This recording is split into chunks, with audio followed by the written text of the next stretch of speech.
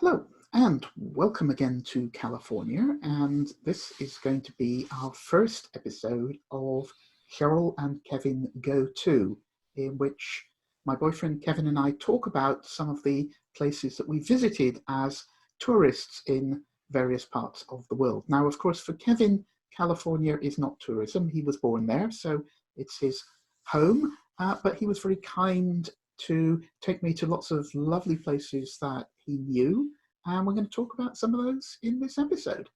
Over to you, Kevin. Yeah.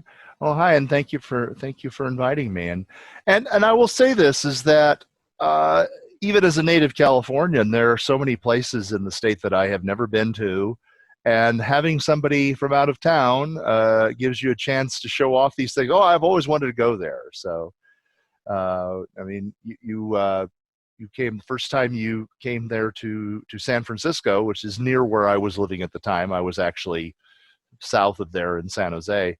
I came up to San Francisco, and we had a little bit of time there together, and we picked out a what was probably one of the various quintessentially San Francisco places to go.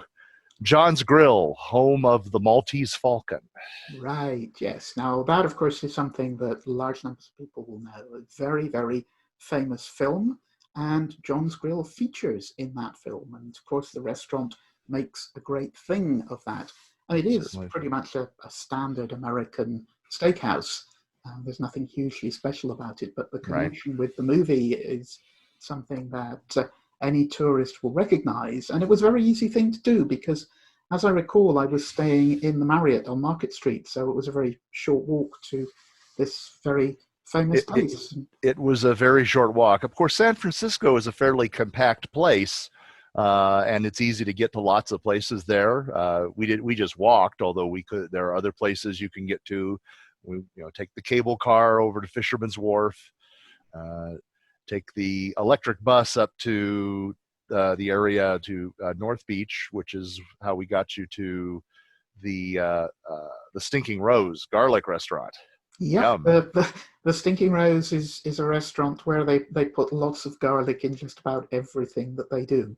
Although they do have a few items on the menu marked with a V, it doesn't mean vegetarian or vegan, it means safe for vampires. Vampires, yes. Though quite how any vampire would manage to visit that restaurant safely, I do not know. I just getting to the near within it would be troublesome there. Yeah, Now that makes me think garlic makes me think of garlic French fries, which then makes me think of taking you to see baseball games because I'm a right. baseball fan, Indeed. and And today I am wearing my San Francisco Giants t shirt it looks because very good on you too. So we spent quite a lot of time at the baseball together. that's right. Partially in the early days, it was at Candlestick Park, which is the stadium of the San Francisco 49ers. They've moved now, At the but time too, and the park's gone now too. So yeah, sure. That was really, really cold, especially at night games. it But certainly since was. then, the Giants have built a brand new stadium in the center of the city, which has had a whole variety of names, but I think we call it Emperor Norton Field. That's correct. Yes, that's We our should name for it. probably explain to listeners who Emperor Norton was. Oh, yes. Well, Joshua Norton was a businessman in early day San Francisco in the gold rush period of time, and that along there. And he was a go-getter, and he was attempting to corner the market on food, and he had almost acquired it. And when suddenly a big shipment of grain arrived, and he was broke, and it sort of broke him as well. And soon thereafter, he declared himself to be Norton the First, Emperor of the United States and Protector of Mexico, and dressed the part and issued declarations that the local newspapers gleefully reprinted. He ordered that a bridge be built to the island of Yerba Buena and hence to the Oakland side of the Bay Bridge. I might add that the existing Bay Bridge pretty much runs on that route, although that's not hard because it's the sensible route. Uh, and he was a San Francisco character. He very much was. And when he died, he was given a state funeral in the city, and his grave is in the town of Colma today, and is well decorated and visited by tourists. So Yeah. There are a couple of other things that people will know about San Francisco. One, of course, is the gay quarter with the Castro district, and Harvey Milk, who was one of yes, the first openly LGBT plus people to be elected to political office in the United States. He was that's right. a supervisor of San Francisco for a few months before he was assassinated, and I've had the great pleasure of working with his nephew, Stuart Milk, who is a great advocate for LGBT plus rights. The other thing, of course, is the Summer of Love, the hippies, Haight Yeah. Ashbury, and so on, and that's pretty much vanished, hasn't it?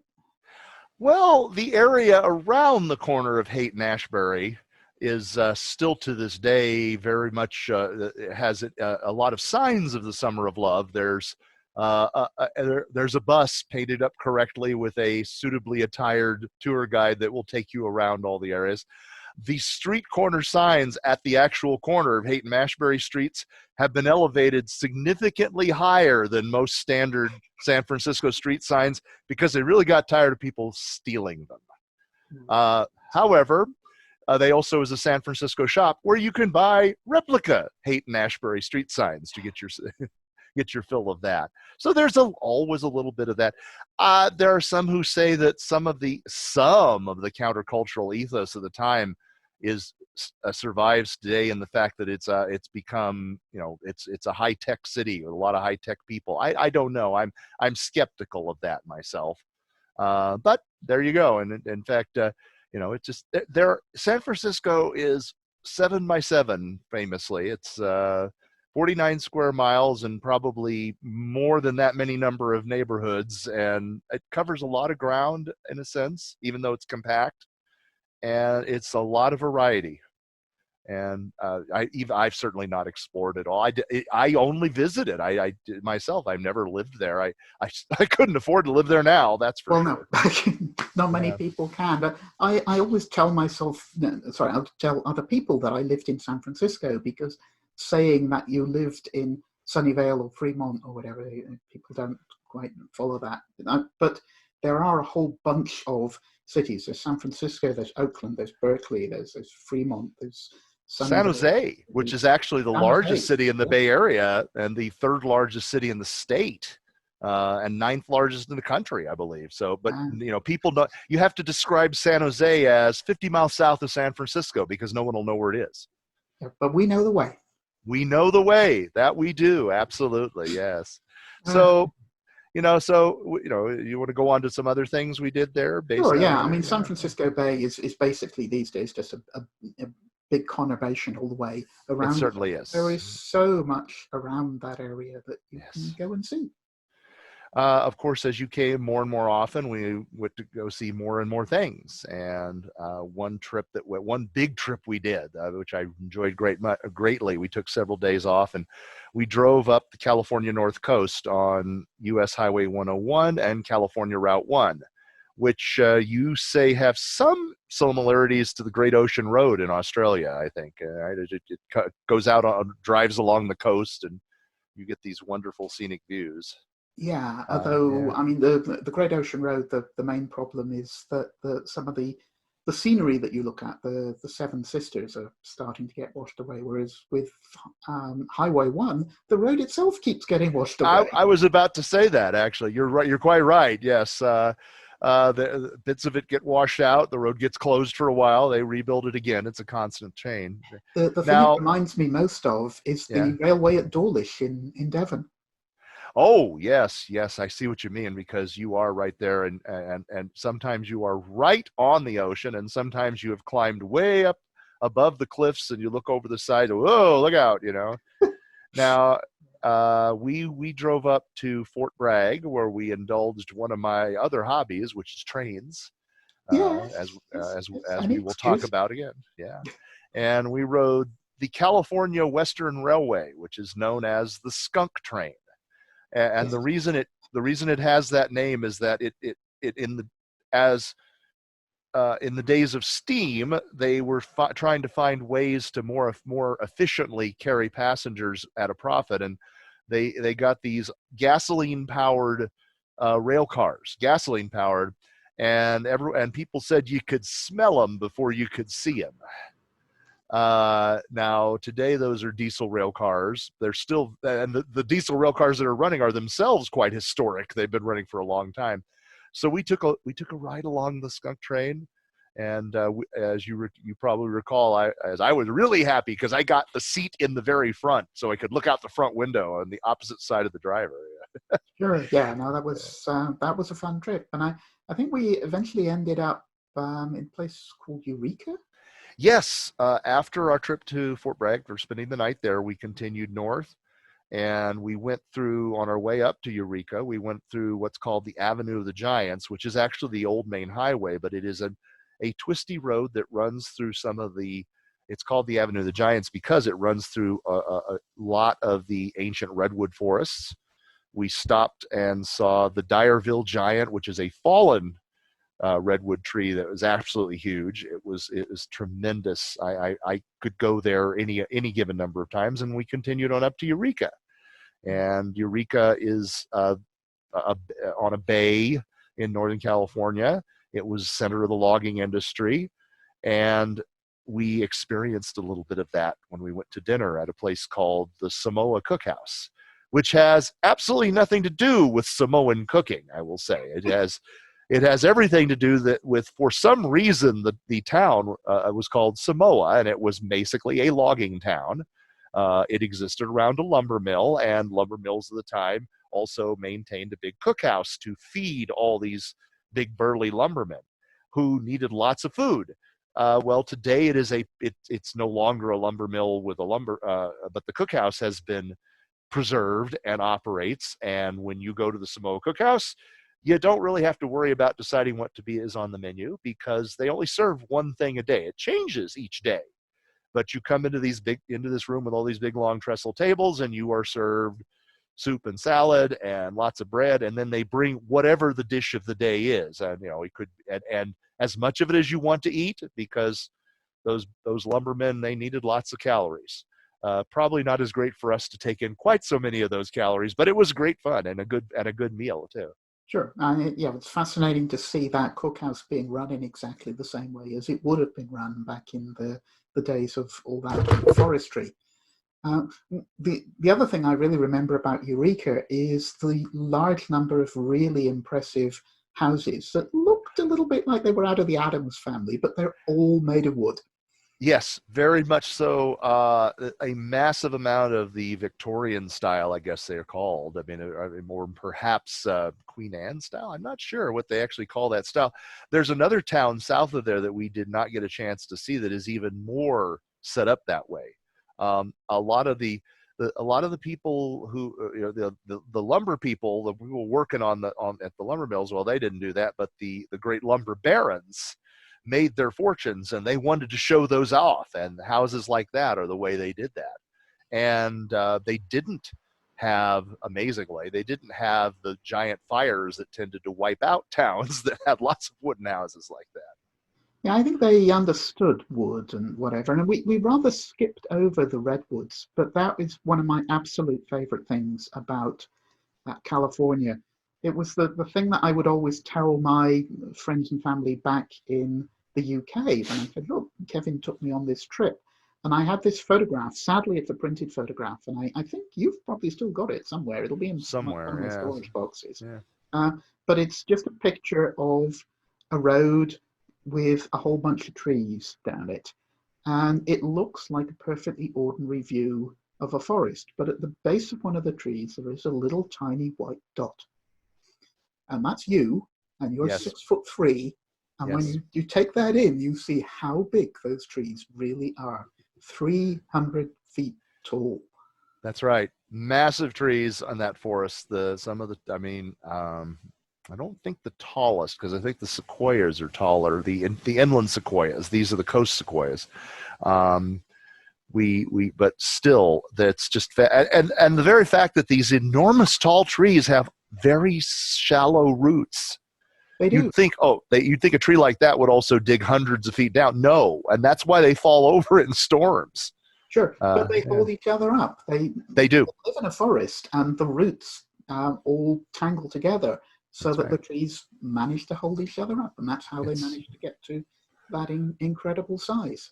Yes, and it's wonderful and scenic. I'm glad I took you through it. It's if you're ever making the trip, give yourself lots of time. You will want to stop. You will want to go get off the road and stop and walk on the side trails and go see all of the wonderful things there are there. And like I said, I've been there before. I've been there before I took you. Don't think I've been there since, but I would go again, and I hope I get a chance someday. I hope that when we get a chance to travel again. Sure. Now, we were talking about trains earlier on, Yes. and north of San Francisco, there is another train that you can go and ride, which is a little bit more up my street than the skunk train. Well, yes, and that leads for the fact that I've never developed much of a taste for alcohol, which does actually make me a wonderfully convenient designated driver. So when you and some friends of ours wanted to make a day of traveling through the Napa Valley and going to the wineries and visiting all that, I said, sure, sure. Let's clean up the minivan, put in the seats, and off we go, and took you all around, and y'all had a great time and had drinks. And then it was the next day, I believe, then that we stayed the night there. And the next day, you and I went and we took the Napa Valley wine train. Yes, Okay, indeed. yes, we Yes. did. All the way And up through the wineries and that's right. serving food and wine along the way. And the wine train goes through all those, and they serve lots of wine and some really good food, which I enjoyed the food, and you enjoyed the food and the wine, and yes, you had a very good time of it. And at the end, then, as such things events do, they took our pictures. Actually, they took this when we were boarding, I think, and we got this at the end here. And there's a picture of us as we came off or getting ready to board the train, Lovely. riding behind these locomotives and do that. And I really had a great time. I went out on the back. I went on the back of the train where they had an open observation car, and I stood there and just pretended, "When I am elected," uh, Yeah, yes. got a bad sunburn for it. I just burn all the time, I'm afraid. So, I'm but pretty I sure still enjoyed it. Yeah, I'm pretty sure that that photograph was taken before we boarded, yeah. because as I recall, when we got back, I had so much port that you had to carry me to the van. Well, not exactly carry, but at least provide one leg of support as we made it back to the. But you had a good time, and It was I had great. a good time too. It was wonderful. I mean, it's great fun. I enjoyed it immensely. I'm very glad we made it. Always happy to take a train trip. Always happy, and the Napa Valley. I will say the Napa Valley area is really very attractive, even if you're not a drinker. I mean, there's all this beautiful scenery. There's lots of great food. I got all excited about the ancient olive. Ancient's a wrong word, really, but the old olive groves, because the settlers that came in there initially found, oh, this is a great place for wine. Was also, if it's good for growing wine, it may well be good for growing olives, and it is. And one of the wineries we went to, they said, oh well, when we moved in here, we started rehabilitating the olive trees, and we're turning out olive oil now too. So that's great. Yeah. Of course, since we visited, there have been some really bad forest fires throughout California, and the Sad. Napa Valley is one of the places that they have burned through. So, how are the wineries doing these days? Well, both the Napa and Sonoma areas were hit hard. Sonoma is the next county over, and they're just as big on wine and so on there. The conditions are same. Both Napa and Sonoma counties were hit very hard by fires. They seem to have recovered a great deal. I mean, I don't know the specifics of every one of them, but there's still a bunch of wineries up there that are very unhappy about not being able to welcome visitors right now, but they're looking forward to seeing people again. Of course, they have to be a lot more careful about fire safety. It is a really challenging thing. Besides the fact that climate is changing and drying things up, it may well be that we have not paid sufficient attention to both our infrastructure, which is what was the proximate cause of the fires involved, and also to our fire, not just necessarily suppression, but also protection. I am the son of a United States Forest Ranger, and the Forest Service mission has changed over time in the various forestry departments, and it's really very important to work not on trying to vacuum the forest or sweep it the way certain political officials may have suggested, but even just to do controlled burns and to clear out underbrush, because forests need fires, to generally speaking, but they don't need mega fires like we've been getting. Sure. Now, mention of your family reminds me that as well as going up the coast, you also took me into the Central Valley of California, where you grew up, so I could meet your parents and your sister and to see some of that Central Valley area. And the Central Valley of California is this huge agricultural area where they grow all sorts of crops. Obviously, oranges further down in Los Angeles. But I think people will be very surprised at what was one of the big crops around the area where you grew up. You mean rice? I do. Yeah, the Sutter County, California, which is not quite the county I lived in, but where I did a lot of my growing up, is a huge rice growing area, enormously productive. My late uncle, was a manager at the rice growing co-op in Sutter County. There are rice fields everywhere. The water coming on the Sacramento and its subsidiary rivers provides a lot of irrigation for this. It is a vast flat area. I amused myself at times thinking, this place sometimes looks like a small scale version of the ring world, because in two directions, north and south in my case, it's nothing but flat in all directions. Now, it doesn't go arching up over you, it just goes away. And then way off in the distance to your left and right, there are these mountains. You can see them off in the far distance. And then where I lived in the town of Sutter, there was our own little version of Fist of God. There's a little tiny old volcanic cone that is known local, the Sutter Buttes, which are called the world's smallest mountain range, although that's not quite accurate, but it's a good name anyway. That of course, will mean a lot to old-time science fiction fans like us who remember Larry Niven's book That's Ringworld. right. That's I'm not right. sure we have time in this to actually explain it to We people won't who don't know, go but go hey, look for Ringworld. it's a beautiful piece of country, and it is very, very big. It is. And visiting my mother up in the mountains, my now late mother, I'm afraid, but gave me an opportunity to take you up into the Sierra Nevada foothills, the area where I consider my hometown. You visited my hometown of Challenge. Heck, we went to the Brownsville Blues Festival, where my Okay, mom was acting as a vendor. I took you all the way. I think we went all the way up to Little Grass Valley Reservoir, around the town of LaPorte, California, sure. where one of its claims to fame is at one time the world land speed record was held in LaPorte, 90 miles an hour from somebody on skis. Oh dear, yeah.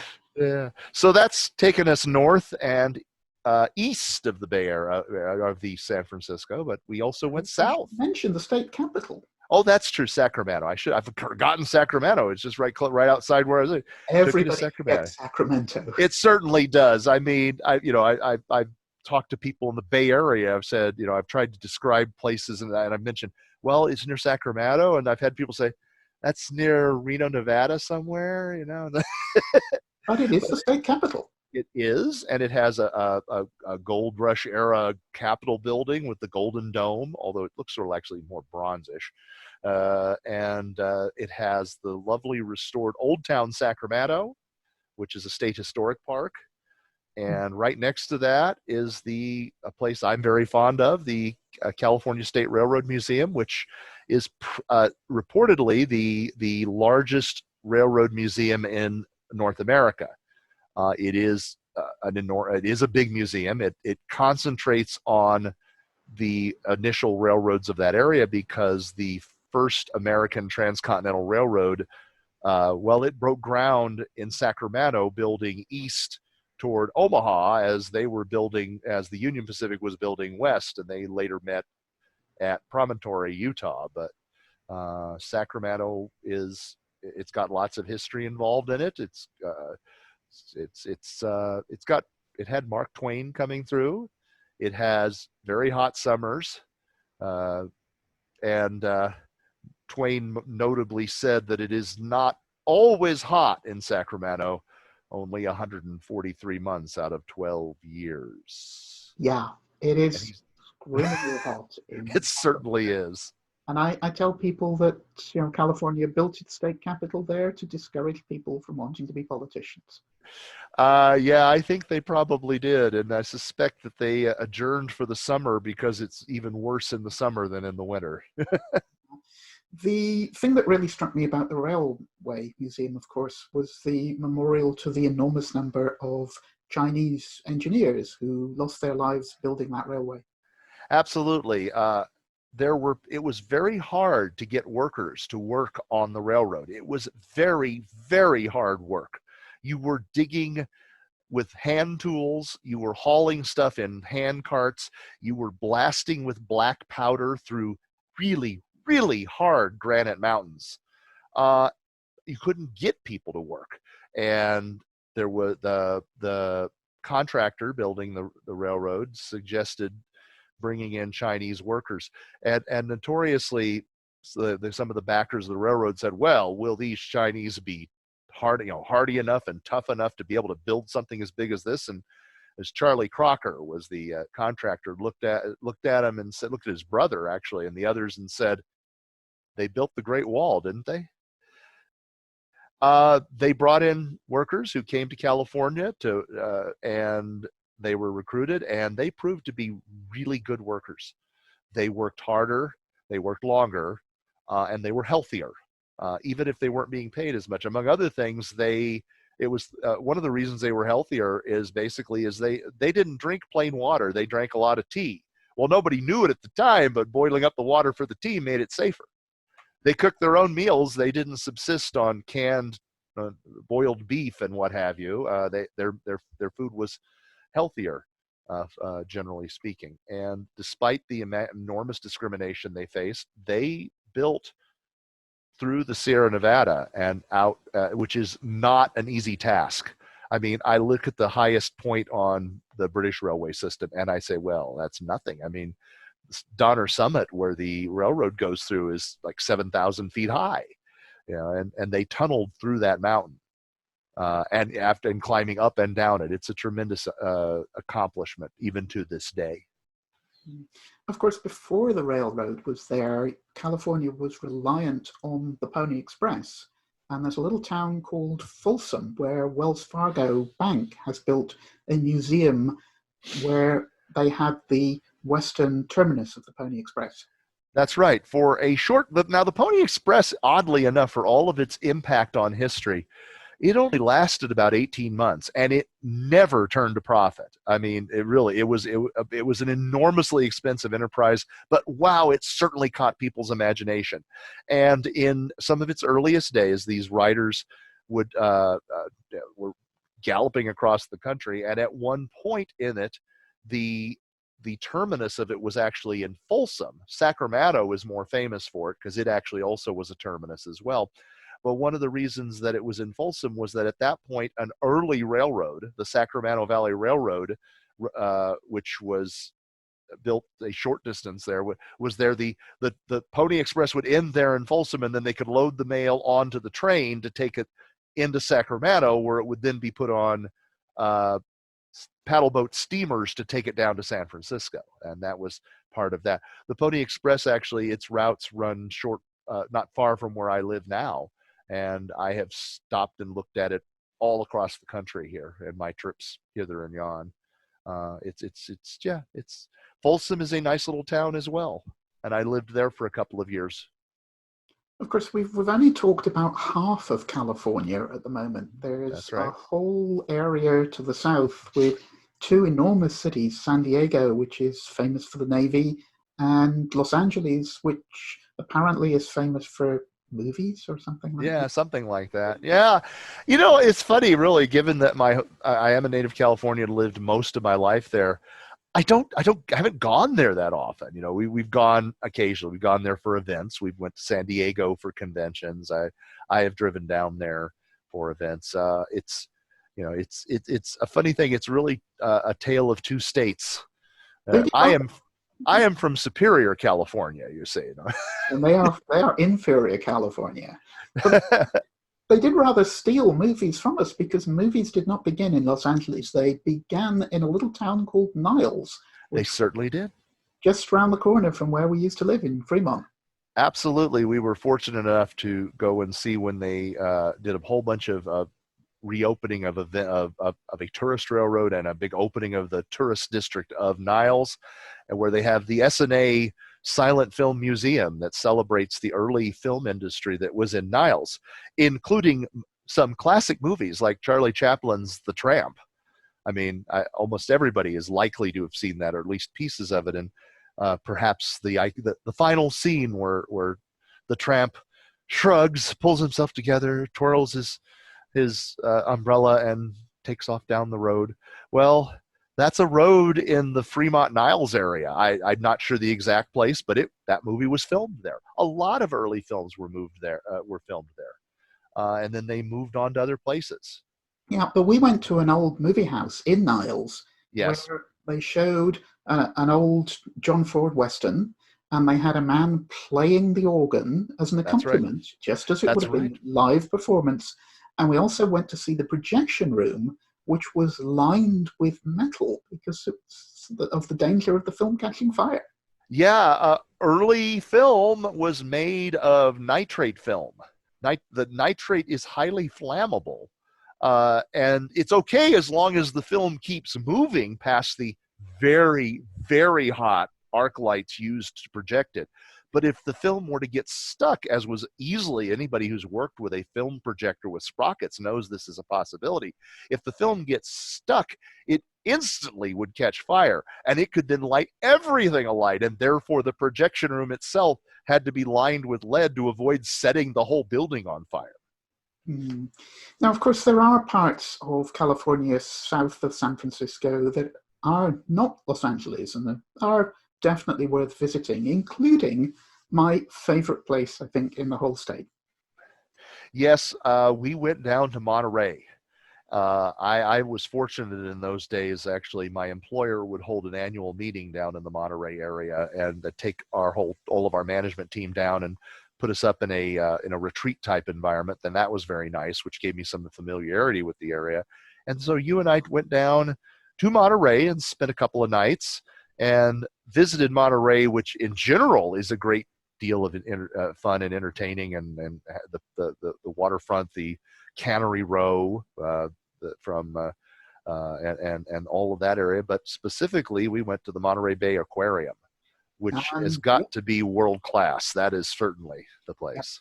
now, a lot of people know the region, of course, for the little town of Carmel, where Clint Eastwood was once mayor.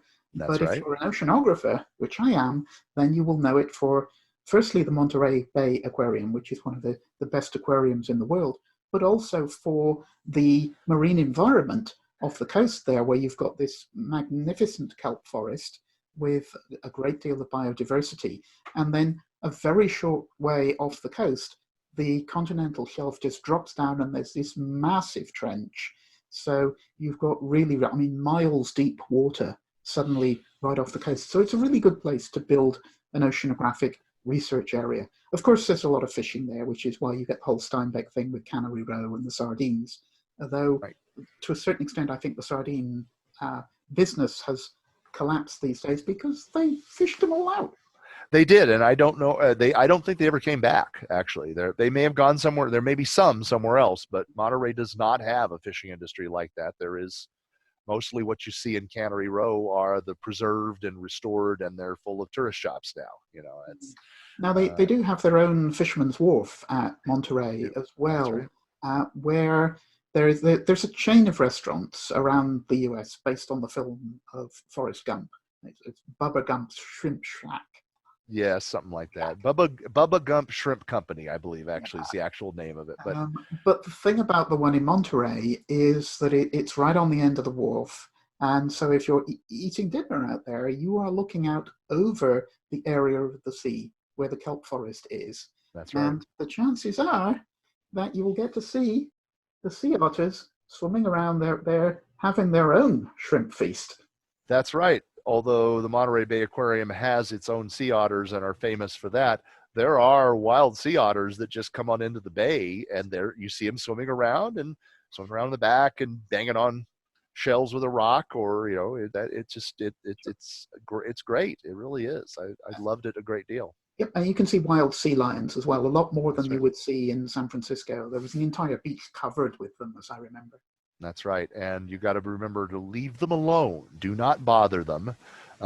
Besides the fact that it's illegal, that if you get too close to them, they can get mad at you, and you just don't want to be around these angry animals. They're a lot bigger than we are. Yeah, and they can hurt you. Oh, So watch them at a safe distance and enjoy. So, yeah. oh, it's just there's so much to see and so much to do. I've been there. I was 40 years. I lived there, and I've only scratched the surface.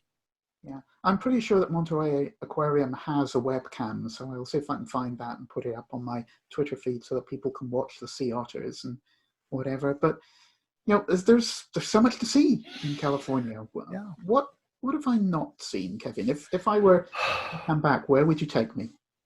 Oh my goodness gracious, where to start? Well, one of the things that I'm somewhat embarrassed to admit as a native and a long-term resident of the state, I don't live there anymore, but I even live close. I could. Uh, I've never been to Yosemite National Park, a scenic wonder of the world. I've never been there.